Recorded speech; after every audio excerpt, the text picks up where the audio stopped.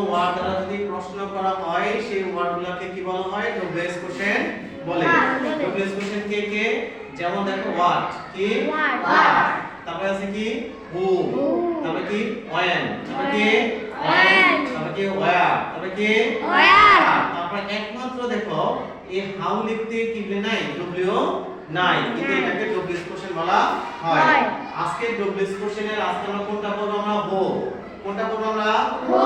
হুটা ব্যক্তির পরিবর্তে ব্যবহৃত হয় ব্যক্তিকে প্রশ্ন করতে যেমন মানুষ এবং আল্লাহকে যদি আমরা প্রশ্ন করি ওই ক্ষেত্রে কি হবে হো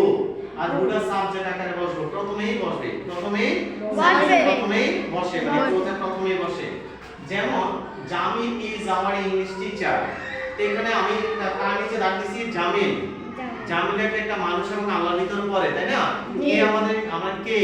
বা কার দ্বারা প্রশ্ন করলে হু হয় কে বা কার দ্বারা প্রশ্ন করলে হু হয় কে আমাদের ইংলিশ টিচার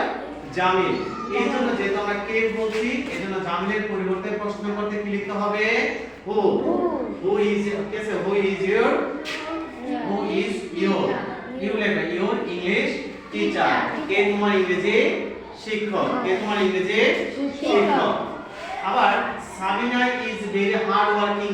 পারসন বা ম্যান বা যাই লেখে Sabina is hard working woman বা hard working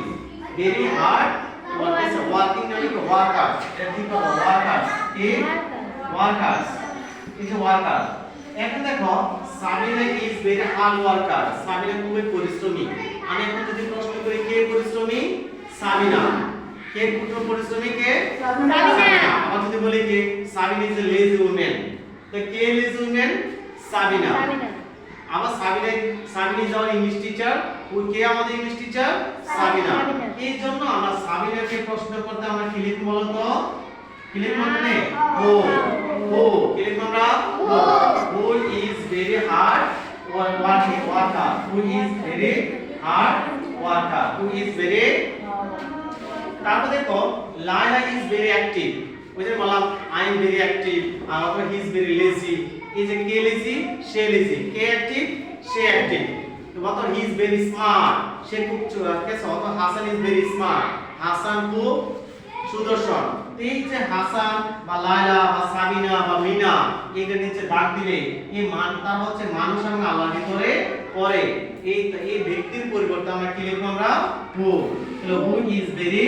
active who is very active তাহলে আজকে আমরা কি শিখলাম হু এর ব্যবহার না